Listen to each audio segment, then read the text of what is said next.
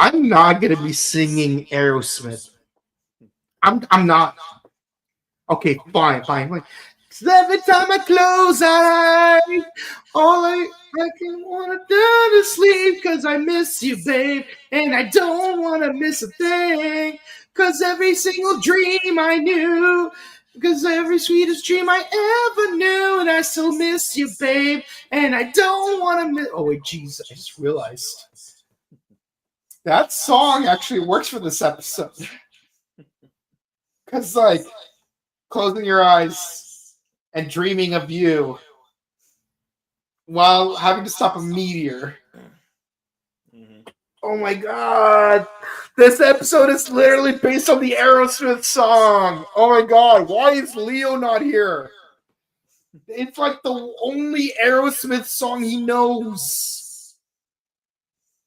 Which he should be ashamed of because Aerosmith has 15 fantastic albums. And you only know the one song that's not even from any of those albums. It's from a movie soundtrack. Shame. But to be fair, I don't care much for The Cure either. Like I just I know I like a few of their songs, but let's be honest, their best song was also from a movie soundtrack. Every night I burn, every night I call your name. It's the Crow. It's the Crow. It's the Crow. It's that movie right there that I have the movie poster of, like right over there. One of the 4 greatest films of 1994, the best year in film. Starting with this one right here. Let's be honest. But, you know, we're not here to stop a runaway bus. We're here to stop a meteor in Kamen Rider Zeztz, Case 13, Extinguish.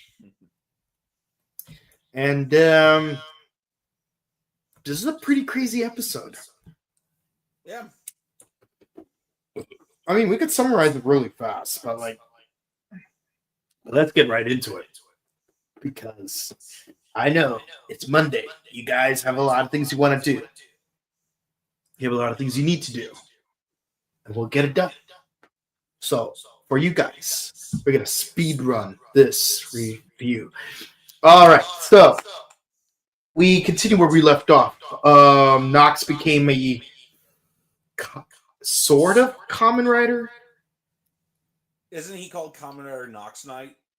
Is Nox Knight the name of a Kamen Rider? Because remember, Valve Red technically wasn't a Kamen Rider until like episode 20.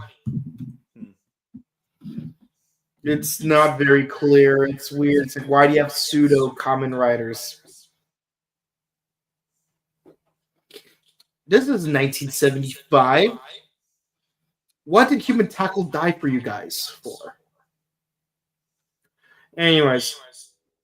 But yeah, no, he's overpowering Baku. Like he's basically disabling all of his capsuns, like left and right. Like they're turning gray and stuff, and you know, capsuns shouldn't be fighting, not like this. Yeah, like when he at one point he hits Baku, and then all of his capsuns like come out in front of him, and it made me think of that scene in Sonic 3 when Shadow knocks the Chaos Emeralds out of Super Sonic. It was just like that. Mm-hmm. Yeah, and man, that was a great scene. But yeah, no, so yeah, it's like you're just a puppet. You're a civilian. I was an actual agent. But Code is up to no good. Listen to what I say.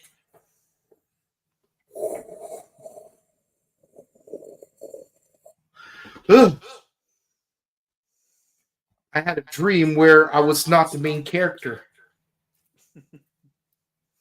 Vegeta, you're going crazy. Go back to sleep. Do you really believe your own hype that much? I am the hype! Hey guys! Yeah. And of course, like Baku is like way out of its spunk. You know what's really weird? Um, the two detectives are not really even in this episode. Yeah, they're not really in it very much. Yeah, they weren't really. I mean, they kind of were in the previous episode because Fuji cannot accept the fact that Nox is his former partner. But yeah, Baku's way out of his functions. Way out of his functions. Like, I'm just a civilian. I'm just a civilian. I'm not a real secret agent. Wow. I'm like, this is not the crash I was expecting. I mean, you can expect it in Gaim, I suppose, but like, dude, if you drew like what did Coach say in Saving Silverman? If you dream it, you can do it. Mm-hmm. But yeah, sportsmanship.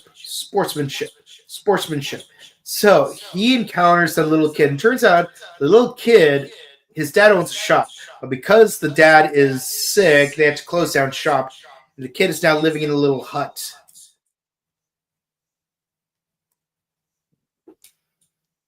All right, okay, motivation. Um, but also, Baku's sister's like is very nonchalant about the fact that she met a robot in Baku's closet. Like, can you imagine if he just started coming out of that closet, but not with Hiroshi Nagano? No! No!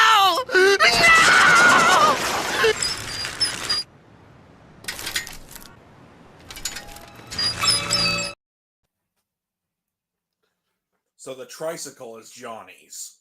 I know what I need to do. I need to go to my local Walmart, grab a sledgehammer or a torch, and destroy every single tricycle there. Especially the demonic ones. Yeah, that's the code, people. Trike's the code. Mm-hmm. And if you weren't paying attention, that means you're a nerd with nothing better to do. The end! I love that crow. Yeah, Sir Raven. Yeah, I think my favorite line of dialogue from his is when Mandy finally smiles during the play. You destroyed the fabric of the universe! You destroyed the natural order! Sir Raven. Yeah, interestingly enough, crows and ravens are not related. People like to think they are, but they're not. Just a fun thing to know. Yeah. But the whole the kid being destitute somehow gives Baku his second wind. Really? This is what gives you your second wind? A kid being destitute? It's like, oh, I may be poor, but at least I'm not as poor as this kid. Yeah. Or maybe it's the motivation from a kid despite being, kind of down in the dumps right now. Mm-hmm. Yeah. So naturally, Baku gets a second wind. He goes back to the closet, and he pulls out another purple Pokeball, which is definitely not a Master Ball because let's be honest, you can only get one per game. Yeah. Except for in Gold and Silver because you get two of them. Juega dos ahora. Dos. Esto es más uno de uno. Juega ahora. But yeah, no, it's But yeah, no, he got a second Master Ball, and this one controls gravity. Mm-hmm. And as we all know, gravity takes a little.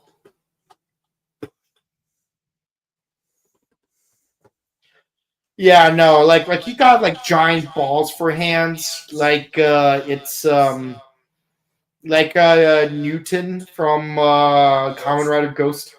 Yeah. Yeah, imagine if he was like a miniature version of Red Puncher from O-Ranger. Mhm. Is he gonna have a dancing mecha scene? Is he gonna have a basketball scene? Oh yes, that's right. The mechas played basketball. And they hop over that balance beam. Mm. Like, I still can't get over that. Like, that is like the silliest thing ever, yet totally base. I wish they kept that in Zeo for no reason. Work though. It wouldn't. That's the joke. Like, weirdly enough, in certain ways, Zeo is more consistently serious compared to O-Ranger. Now, don't get me wrong. O-Ranger's serious scenes are more serious than Zeo, but also their silly scenes are sillier than Zeo's. So it's more like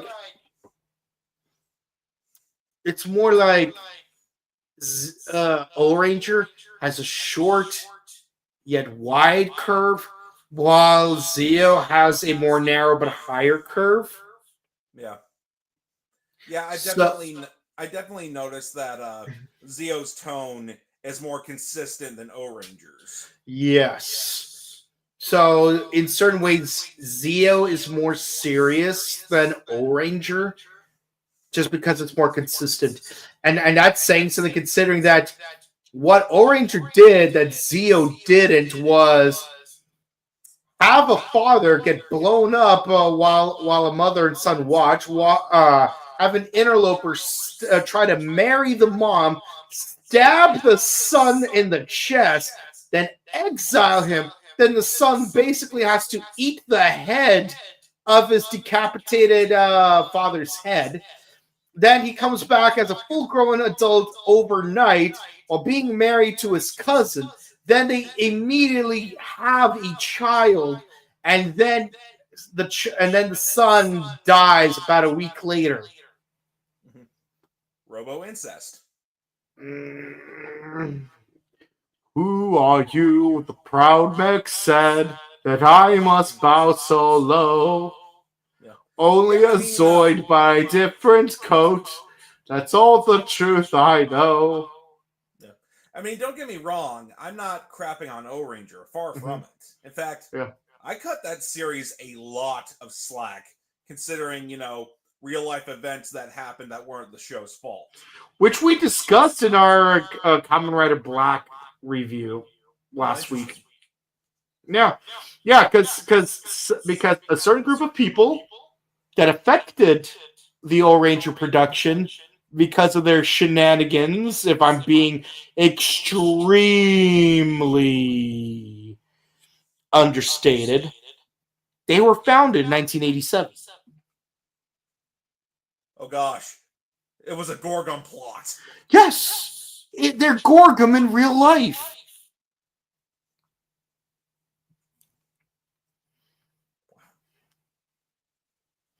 Yeah, real life Gorgon ruined O-Ranger.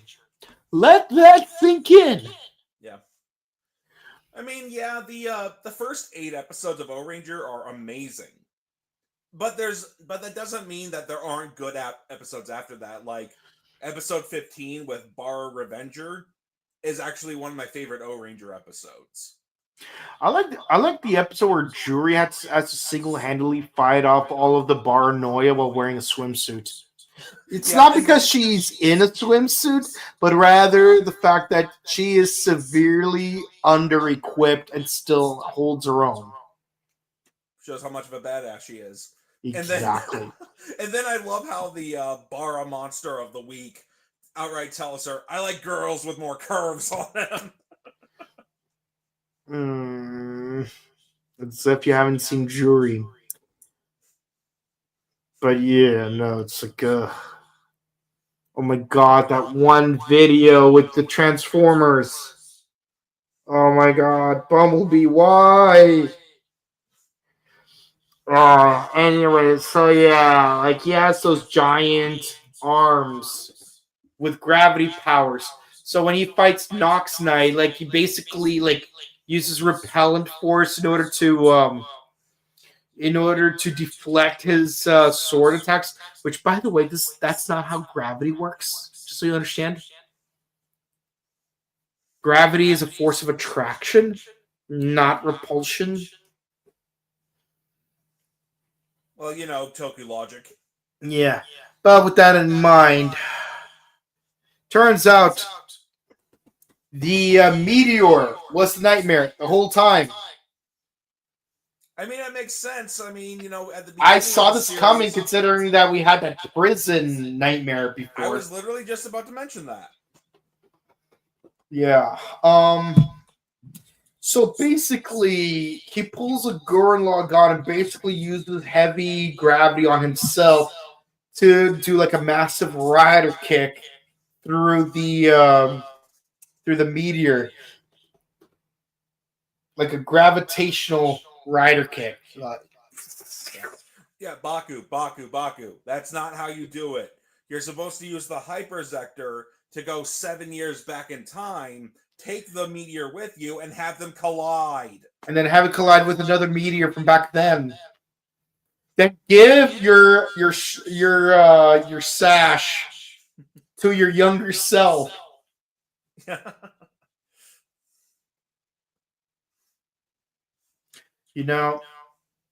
Next year is the 20th anniversary of Kabuto. This episode would have worked better if it aired next year. That it would? Heck. Well, actually, I'm curious.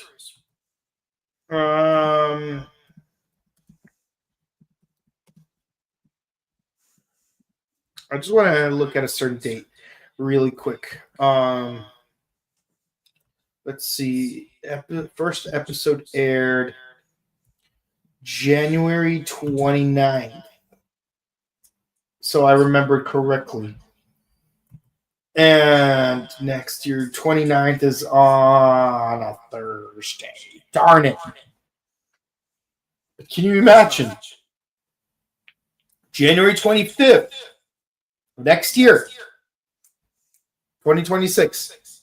We aired this episode. Like, it would have been episode 17, 18, 19, 20. It would have been episode 20. It would have been perfect. Because around episode 20 is when we get, like, our newest form. Mm-hmm. It would have been perfect. It would have been a perfect way to cross-promote Kabuto. You could even have Kick Hopper and Punch Hopper show up. No, please don't do that. Or maybe he would go back in time and go to a dream where Kagami was Kabuto. Like, originally. Not in the Geo timeline, but like... Yeah. All of you! Mm-hmm. Yeah, and then like you would have to do a team up. Heck, you could even bring back Hiro Mizushima, hopefully. Though I very much doubt it. But imagine bringing him back. Yeah. Well, who knows? There have been rumors of a supposed 20th Kabuto movie. I hope that's true, but I'm not going to hold my breath on it. Actually, I'm wondering, are they still going to do a Bouken 20th anniversary with, with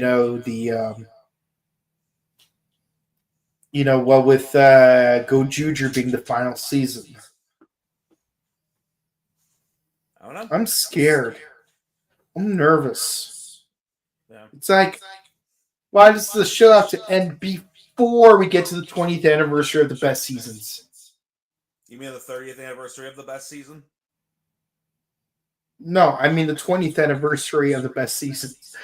No, the 30th, because Car Rangers the 20th anniversary, because the best season aired in 2006. No, you're 10 years old. The best Kabuto, you got Kabuto, you got Bouken, like they both aired in 2006, which means next year will be the 20th anniversary of the best seasons of both shows.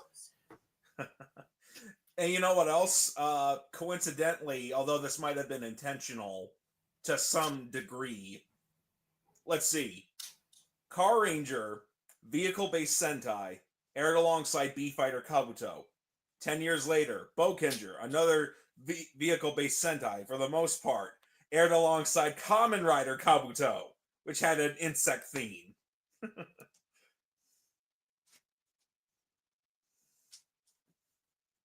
I'm surprised B-Fighter Kabuto had no relationship to Kabuto from Juko B-Fighter. Yeah, it's interesting how that works. Yeah, they both have Kabuto in their names. And one's a sequel of the other, so like you'd think. Yeah, imagine there's a scene to where they've got the white Kabuto and B-Fighter Kabuto. And then somebody, like one of their teammates, says, "Hey, Kabuto," and then they both look over and they say, "What?" Oh yeah, like Peter, yes. But yeah, so basically he destroys the meteor, but somehow it causes himself to turn into a black hole. It sucks up the meteor, but he also gets sucked in. Boruto! Jeez. I did not watch Boruto past episode 52. No, I said at Boruto, which is the Japanese pronunciation. Oh, evolved. Okay. It almost sounded like you said Boruto, which I get. He gets black hole powers. I didn't know that, so I haven't seen any of Boruto. But no, I said Boruto, like Bolt. Like, how could someone so fashionably dressed possibly be a villain?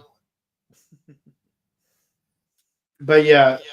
So now we have Nox Knight confronted with Agent Zero. It's like, hello, Agent 4. But what?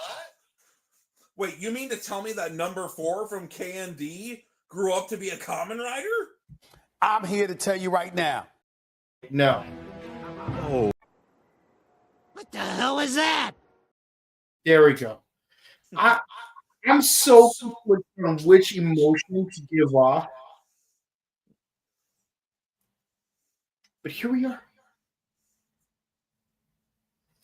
But yeah, no, really, he was an agent from Code. So yeah, our theory was confirmed, and here's what we said. Oh, hell no! Oh, hell no! Oh, hell no! Oh, hell no! Oh, hell no! Oh, hell no! Oh, hell no! Yeah. Now, we are hoping that the following is going to happen. Ah! No! No!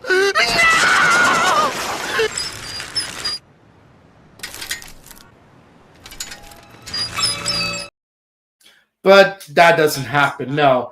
Zero just leaves. Mm-hmm.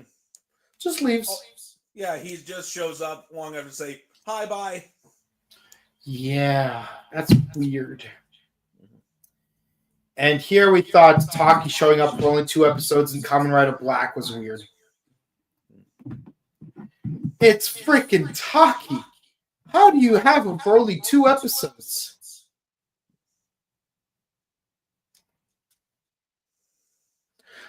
But yeah, the plot with the little kid is resolved. We don't care. But then Baku's sister finds out that Baku's not waking up. So she goes to Zero's closet, which unfortunately Hiroshi Nagano is not inside of. And she's like, what's happened to Baku? I'll tell you what happened to him. But you must keep it a secret. If you tell anyone, I will have to dispose of you.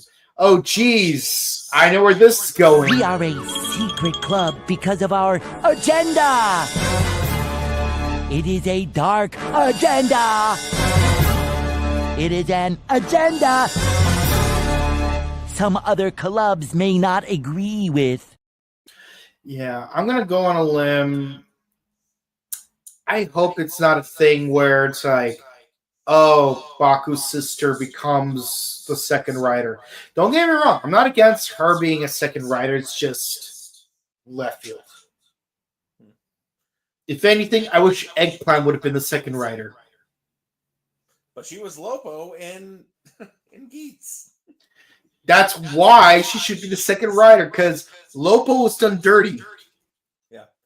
Yeah, I haven't seen Gottchard yet, which I know to you might be thinking you're not missing out on anything.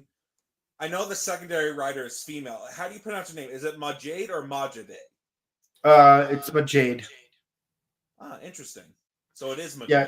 So in Japanese it would have been Majado. Ah, I see. Because when I would read it, I thought it was Majade. Yeah, you'd think. But yeah, no, like in the same vein, like when they announced the next season was gonna be called Kamen Rider Gaim, and we had no pronunciation. It was just like I know the Japanese name, like the Japanese convention would be to pronounce it Gaimu, but I feel like here we should use the American pronunciation so that it would be called Kamen Rider Game. Because it looks like virtual reality will be involved, which to a limited degree it was. And also low-key, it was Game of Thrones. Game of Thrones.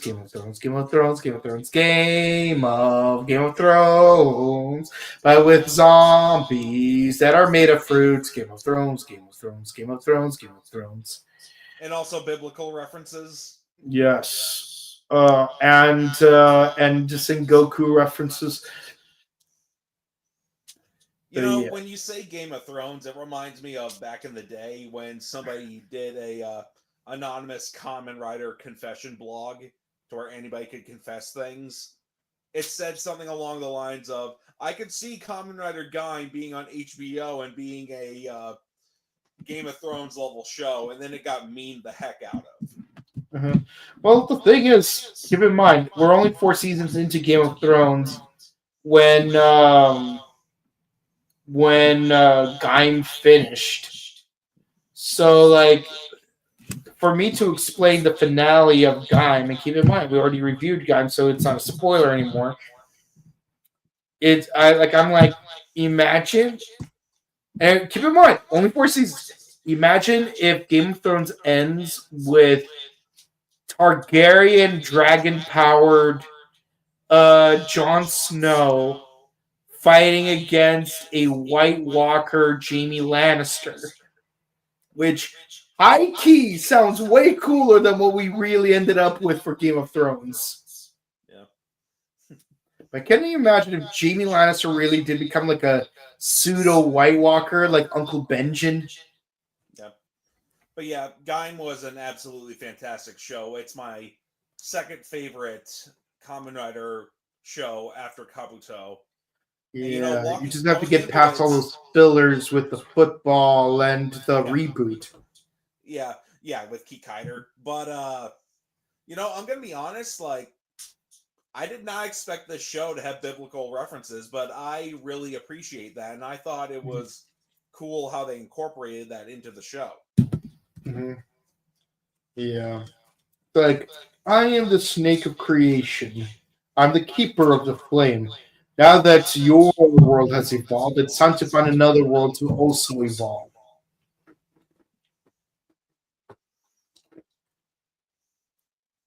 Yeah. But yeah, who would have thought that DJ Sagara was the Lightbringer the whole time?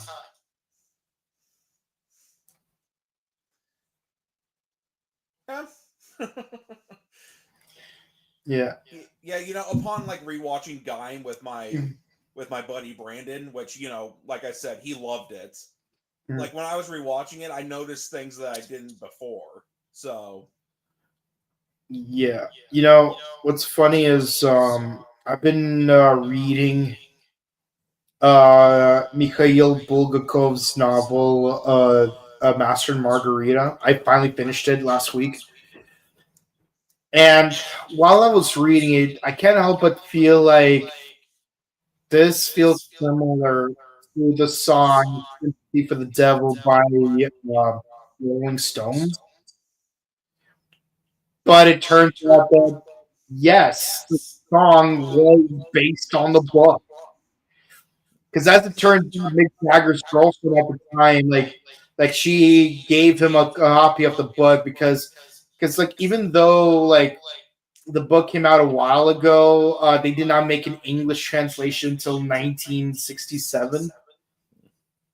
And so Mick Jagger received an English translated copy, and like he was like enamored with themes that he wrote a song based on it. So like even though it was already my second most favorite Rolling Stones song, I feel like I have an even greater appreciation for it now that I know that it's straight up based on Bulgakov's novel. If it was just similar, like I would still liked it, but now that I know that it's based on it, and god damn it, I love the themology where it's like I'm not an agent of destruction. I'm just a consequence of your greed. Yeah. But yeah, with Gaim, it makes a lot of sense. I mean, like the fruit theme going with like the forbidden fruit, and then you know, like the Genesis driver is named after the first book of the Bible. It's all interesting how they did all these biblical references, and I very much appreciate that as a Christian myself. Yeah, and me as an atheist Buddhist, I still appreciate it because I love the multicultural synthesis that it incorporates. Yeah. But I do love that even DJ Sakura maintains the Volant version of the character, where like basically it's like Sakura punishes people who are greedy and rewards people who are selfless.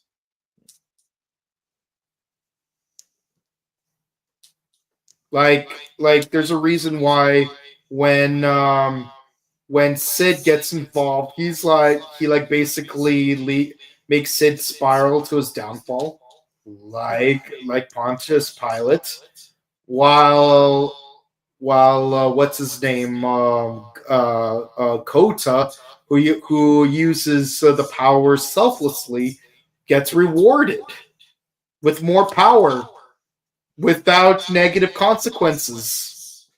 Yeah, when me and Brandon were watching Gaim, he did not like Sid. He thought Sid was an uncaring scumbag, which, you know, he ain't wrong. It's like when he finally saw, like, you know, Sid's, you know, getting crushed to death, he was like, you know, I don't feel bad that he's gone, but I feel bad for the way he died. Honestly, the death that felt the weirdest to me was literally just Hase. Oh, dude, true story. After we watched that episode, after that episode was over, when Sid killed Hase right in front of Kota, he legitimately said under his breath, "My best friend!" Yeah, he legitimately said, "Holy shit!" Yeah. So it's like, but still, it's like, no, don't kill Hase. He's my best friend. I'm like, since when? It's like, imagine Yugi Moto saying, "No, don't kill Rex Raptor. He's my best friend." That kind of seems like something 4 kids would put into the dub. You know, come to think of it, Yugi has never had any encounters with Rex Raptor, really. Like the most shared screen time the two of them have ever had was literally when they were on that boat where Rex Raptor says, "It's crush or be crushed." Yeah, in the 3rd episode. Yeah, but beyond that, I don't think Yugi and Rex had any real screen time together. Even when like beyond that, the second to the most screen time they shared was literally when they were in Industrial Illusions looking for that secret pot of greed card. Yeah, and that was a filler arc. Yeah, and even in that filler arc, it's like I don't think they were ever on screen together. It's like cut to Yugi, then cut to Rex and Weevil, cut back to Yugi, cut back to Rex and Weevil. No dialogue was exchanged between Yugi or Rex. They just happened to be in the same room together, but no shared screen time. or dialogue exchanged. And they never dueled. See, at least Weevil got to duel both Yugi and Joey. And then Yugi again. Mm-hmm. Rex Raptor dueled Joey, then lost to Espa, then dueled Joey again. Yep. Oh, and then don't forget, Duro Monstacado! Duro Monstacado. Hato no Kado. Actually, it's Coco. It's Hato no. No, it's Yeah. Hato no Kokoro. Karto no Kokoro. Yeah. That does not sound right because Karto no Kokoro means card of the heart. Well, that's how they said it in the Japanese version. Trust me. That's weird. That makes no sense. If it was Kokoro no Kado, that would have made more sense. I don't know. Like, I've seen the Japanese version twice. I'm not questioning you. I'm questioning the show. Yeah. Oh, okay. Because I was gonna say, like, I know it sounds weird, but that's how they said it. Mm-hmm. But I get where you're coming from. Mm-hmm. Yeah. Yeah, because it's like.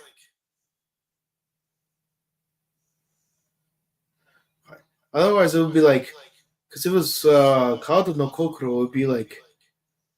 Heart of cards. It's not gonna. It doesn't mean. It wouldn't mean that it's the card's heart, but rather it's the heart that has an affinity to cards. It doesn't translate the same way.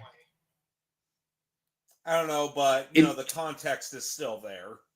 It's like if he's trying to say my heart belongs to the cards, then that would make sense in the Japanese version. But in the English version, they definitely mean that each card has its own heart, and I'm calling upon the heart of that card. And between the two versions, I prefer the English version because that makes more sense. Get out. I mean, it's like otherwise, it's like it would have made more sense if they changed it to like Game no Kokoro, like it's like my heart belongs to the game. Yeah, I invoke my heart and its affinity for gaming. Yeah, that would have made sense in season 0 because he actually plays games. Yeah, not just cards, but games as a whole. Well, it's been a long time since I last watched Duel Monsters, and I really want to watch 5Ds again. But that is. I really want to watch season 0 again because I low key, actually, I high key prefer it over Duel Monsters, not because it's dark, but because he plays different games.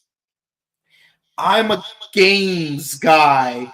I'm not a dark, like satanic, like send people's minds to the shadow realm kind of guy. I just like to play games. Yeah. That's why I like series like Kakegurui, No Game No Life minus the fan service, or what was that other one? Naruto, specifically when Shikamaru plays Shogi, or Hunter x Hunter, or let's see, did I mention Kakegurui? I hope I did. Let's see what else was there. High Score Girls to a lesser extent. Is there an anime where people play shogi besides Naruto? But the point is, I like board games. Yeah. Oh, Summer Wars. They play Hanafuda in Summer Wars. Yeah. I should watch Kinji though. But yeah, no, this episode, I give it an 8. It's more flash than actual substance, unfortunately, and I'm more invested in the Zero versus Nox subplot, which makes Baku a very redundant character, and his sister's so nonchalant. It's like, hey, I know you have a job to do, but don't get hurt. But then he totally gets hurt. Mm-hmm. So what are you gonna do about it, sis? Again. So what about you? What's your score? I'll give it an 8.5. I mean, it definitely has cool scenes in it. Yeah, the nightmare is the meteor, and it doesn't look like Force A. If anything, it looks like Hyper Muteki Gaim because of the star shape. And you know, coincidentally, we were talking about O-Ranger earlier, and it's got a star on it. And earlier I referenced the drill that would pierce the heavens. He also has star-shaped sunglasses. He's got the drill arms. Yeah, well, but more importantly, because like I had like a model of a DNA strand, like the double helix, and I was referencing how the double helix is supposed to curve this way. You know, like when it goes, like if you're going upward, it needs to go counterclockwise. Yeah. And like the whole point of Gurren Lagann is like the drill always spirals this way because this is the spiral of life. So the anti-spiral spirals in the opposite direction. So it's anti-life. The anti-life equation? I didn't know Darkseid was in Gurren Lagann. Yeah. But basically King Oger is basically a Super Sentai version of Gurren Lagann. Like high key. And I called it too! I called it like way early into the series. Yeah. Yeah, and also I'm interested to see, you know, Nox mentions that code existed before you were born, and they're a lot shadier than you think they are, and it's like, okay, I want to see where this goes. Same. Like it'd be interesting if Code turned out to be the bad guys, or if Zero turns out to be the main villain. Maybe. Yeah, it's like looks are deceiving at first, to where it seems like, you know, at this point in time, to where Nox seems like he has, you know, Nox seems like he's the bad guy and has malicious intent, but it turns out Agent Zero is the one with ulterior motives. Yeah, because like if you watch any James Bond movie, like there's always that one person who you think was your ally but turned out to be an enemy. Not gonna lie though, I wish I could have both of the Timothy Dalton movies. No. I'm telling you, Timothy Dalton was the perfect James Bond. He's like the most book accurate version. At least I would imagine so, because I've seen Connery, I've seen Craig, I've seen Dalton, I've seen Brosnan, and I have to be honest, Dalton was the most book accurate one. Yeah, so like I wish Dalton had more movies. Just saying. License to Kill and The Living Daylights, check those out. As far as the Brosnan movies go, Tomorrow Never Dies is probably the best one. I've only seen 4 out of the 6 Connery movies. But out of those, Goldfinger is my favorite one.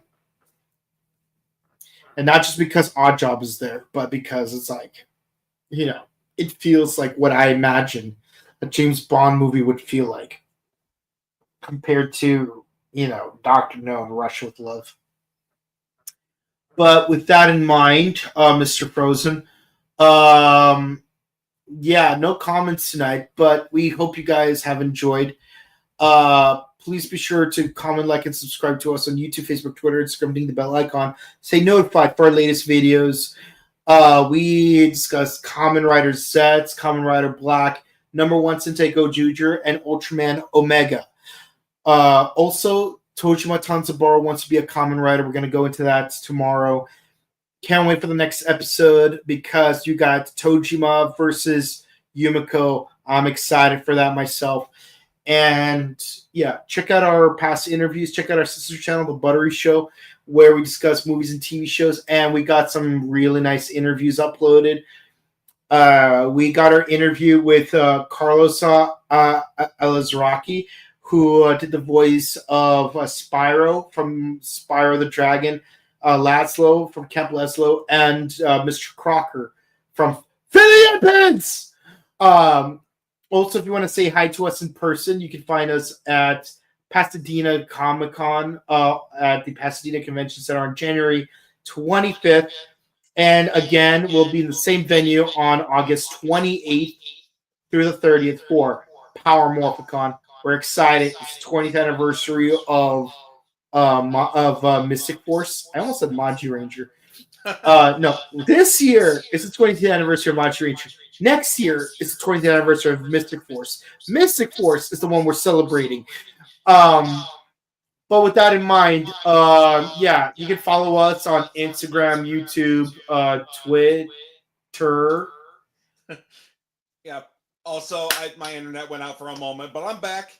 My internet's about to go out, so I totally get it. We're going to have more interviews and vlogs later this week, so stay tuned. You know, we got, like, in total, our queue list is just 5 more interviews, 3 more vlogs, and we're good to go. I'm excited. Like, we're so close. We're so close to emptying out a queue box. It's been so full for so long, and we're so close to the end. We're so excited. And we still have one last present for you guys. That's well overdue, and we will give it to you before Christmas. So definitely stick around for that. Until next time, we hope you have a great rest of your week. Happy Monday, and sweet dreams. Don't let the nightmares bite. Goodbye.